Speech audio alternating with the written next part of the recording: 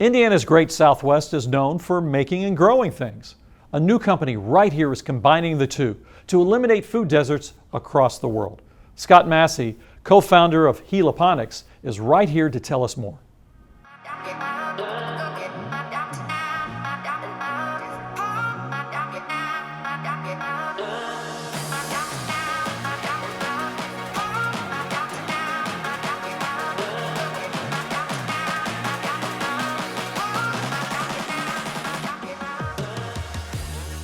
If there's an award for being a rock tech star, it would be Scott Massey and Heloponics, located right here in Indiana's Great Southwest, has amassed a lot of awards. In fact, amassed another one last night. Scott, thanks for being here. Thank you for having me. So tell us a little bit about the company. So Heloponics is looking for ways to make hydroponic technologies available to everyday consumers. So we've created a product called the GrowPod, where we fully automate the entire hydroponic process in a single contained device, so anyone can use it, and we describe ourselves as Keurig for food, where we sell the machine and then a recurring subscription of pods that have seeds that they can grow their favorite organic food from. So what's the real mission behind it, though?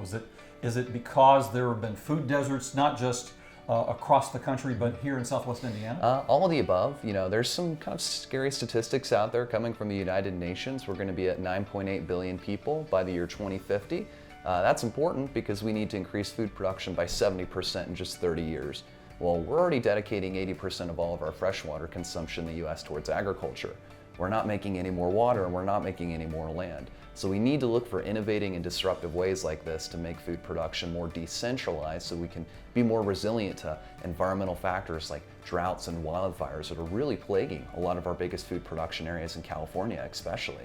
Well, tell us about the GrowPod and actually how it works. So we use a form of hydroponics called aeroponics, rotary aeroponics specifically, where we actually mist the fertilizer spray and we get really good root growth, so much so that we can grow a full head of greens in about 30 days in a machine the size of a dishwasher.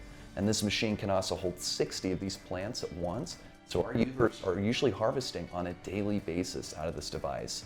It fits under the counter, it has all the lights contained, it's a miniature greenhouse, and the only maintenance step the users need to do is whenever they add the nutrient packets when we tell them to on our software. So it's a very easy growing solution. So within the size of a dishwasher, I guess you could go vertical as well, and you really have a very confined space and not really limited to having vast open spaces. And we could absolutely scale this up. Our intellectual property is applicable to massive commercial operations if someone wanted to license and pursue that business opportunity. So Scott, tell me about the GrowPod, I mean, because this is really a very small unit. I mean, this is the unit that absolutely could be underneath your, in terms of your counter and in your kitchen. Yeah, well, welcome to the farm. We have customers putting this everywhere from in their basement to attics to garages to in their kitchen. They want to be close to the culinary herbs that they're actually selling. So this tower actually rotates very slowly inside of this chamber. We do this for two reasons. Number one, it lets us actually fit way more plants in here than we'd normally be able to do because they're radiating out in every direction. But it also eliminates our lighting requirements by 50% because the plants turn towards the energy, kind of like a rotisserie chicken. That's great for your power bill because this only uses about $7 per month and only uses about 4 to 8 gallons of water depending on the humidity in your home. And so we automate the whole process from irrigation to pollination. The hardest thing you'll have to do is decide what you're going to grow first. Well, you've done some really interesting things recently over in Africa, so tell us a little bit about that. So I'm part of a State Department exchange program called the Mandela Washington Fellowship, and it's a great program where they pick the top students in member African countries, and they're actually mentored at American universities for several months, and they find ways to basically accelerate their business model. A lot of them wanted to learn about sustainable agriculture techniques, particularly hydroponics, so I was asked to be a mentor for some of these students while they were visiting Purdue in 2017.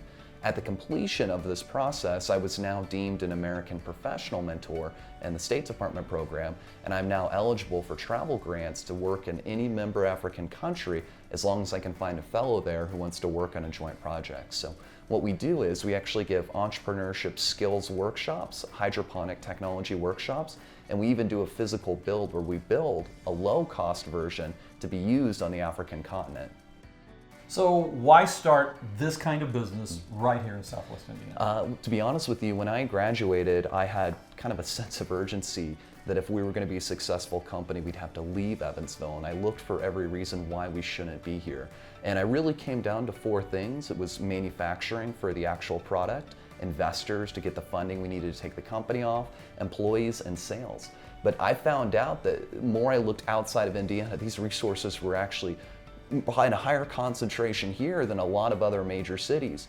This is the refrigerator capital of the world. Between Evansville, Louisville, and Cincinnati, there's no other comparable appliance manufacturing mecca in the world. So we didn't have to leave the Midwest to produce our hardware. We do a lot of social impact work, and it generates some press for us, and that actually has turned into some sales where people in the area really like the culture behind the product and they bought it, and we're able to find the sales. And we're even able to tap into some local investment resources in Indiana, and the employees, this is Indiana, you have Purdue University, USI, there's an abundance of very qualified tech engineers that are excited to work at a startup company. I would go as far to say that we wouldn't be successful if we were outside of Evansville.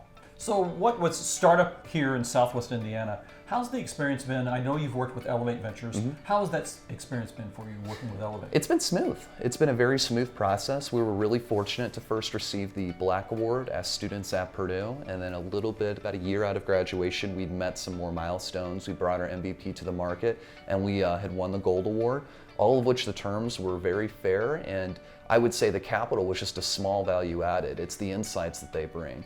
Fortunately, we have Eric Steele, a great entrepreneur in residence for the Southwest Indiana kind of chapter, and he's been great in just overseeing some business decisions and bouncing ideas off of on a regular basis. Well, you've had great press so far. You've done a couple of TEDx things.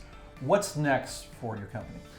So at this point, I'm really excited. We just started working with Joe Ellsworth, who actually sits on the boards at U of E and Butler, where they have student marketing consultant groups, the Embrace group at U of E, and then the Bright Blue group out of Butler.